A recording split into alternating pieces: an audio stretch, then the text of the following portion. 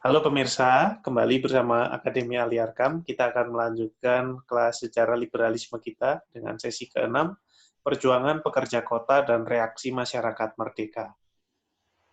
Ya, teman-teman, setelah sekian lama kita nggak berjumpa, kita akan melanjutkan pembahasan kita tentang sejarah liberalisme.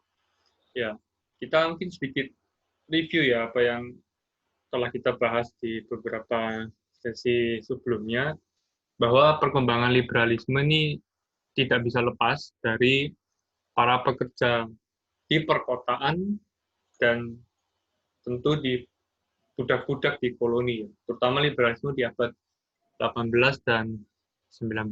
Jadi ada katakanlah dua kelompok, dua golongan yang perlu kita ingat, bahwa ada kelas pekerja di perkotaan, di masyarakat liberal di Eropa, dan juga di Amerika, serta budak-budak yang berada di koloni, gitu ya, misalnya di India, di Afrika, dan seterusnya.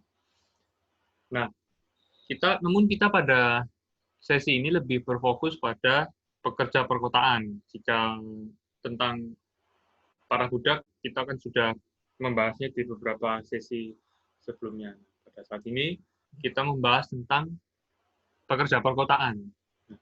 Pekerja perkotaan ini juga tanda kutip memperjuangkan apa yang menjadi atau apa yang ada di dalam benak mereka secara kolektif, yaitu mereka salah satunya juga berjuang untuk diakui sebagai manusia, karena ya kita tahu dalam masyarakat liberal yang disebut sebagai manusia dalam tanda kutip adalah mereka yang misalnya memiliki properti pribadi atau alat-alat produksi atau ya, dan seperti itu ya. Sedangkan bagi kelas pekerja, apalagi para budak, mereka berada di golongan yang di bawah. Jadi mungkin bisa dibilang bukan manusia yang merdeka, bukan manusia yang bebas seperti yang diagung-agungkan oleh masyarakat liberal. Nah, namun hal ini mendapat respon ya, salah satunya dari Benjamin Disraeli. Dia pernah menjadi Perdana Menteri di Inggris, mengatakan bahwa hak-hak manusia ini yang diperjuangkan oleh mereka, oleh para pekerja perkotaan atau orang-orang yang kalau di dalam bahasanya Losurdo ini di-excluded ya, mereka yang terkecualikan itu sebenarnya tidak berarti ya, karena mereka kan sebenarnya adalah kelompok yang di-excluded atau yang di luar dari satu masyarakat liberal, masyarakat orang-orang yang merdeka menurut mereka.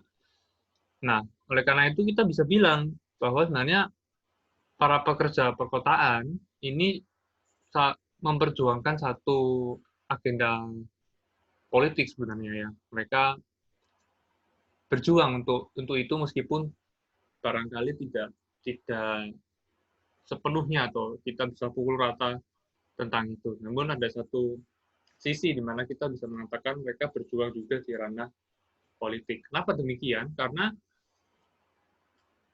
kelompok yang tidak tergolong orang merdeka, atau yang tadi saya sebutkan sebagai di-excluded, ini mereka ini termasuk di dalam apa yang disebut sebagai passive citizen, atau ya warga yang pasif.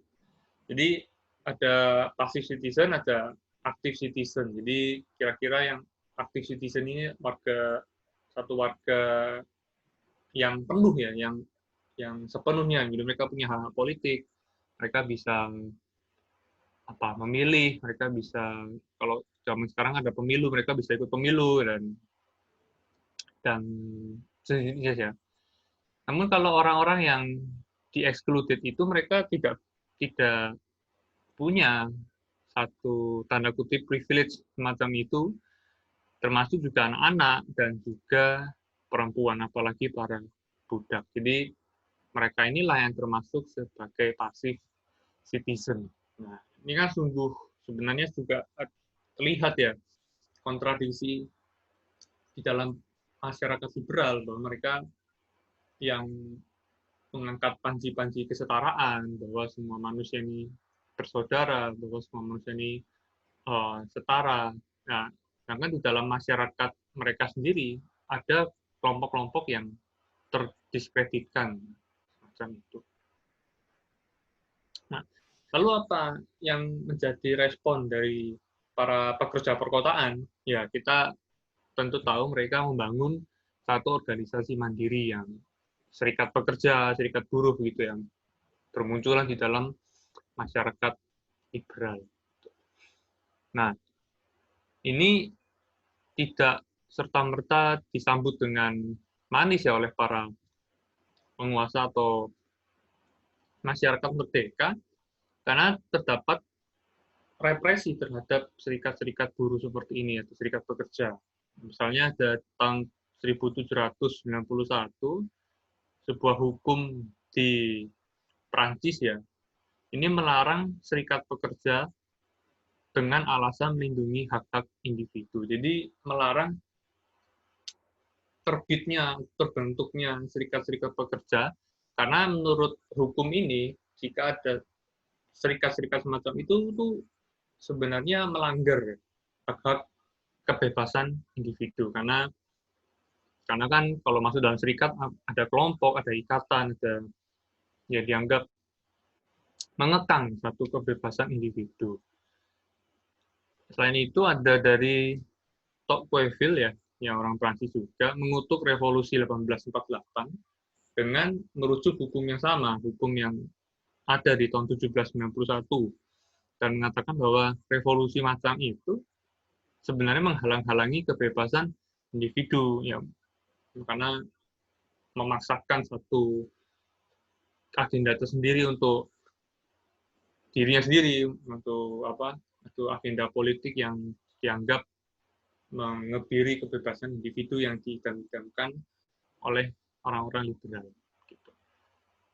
Kemudian tidak berhenti sampai di situ, di tahun 1871 di Inggris, ya, kalau tadi kan di Prancis ya, sekarang di Inggris, ada satu hukum ya, yang dapat menuntut seorang pekerja apabila ia terlibat dalam aksi mogok kerja saat di jam kerja. Jadi misalnya jam kerja dari jam 7 sampai jam 5, dan jika seorang pekerja mogok kerja di antara jam dalam rentang itu, maka dia bisa dituntut.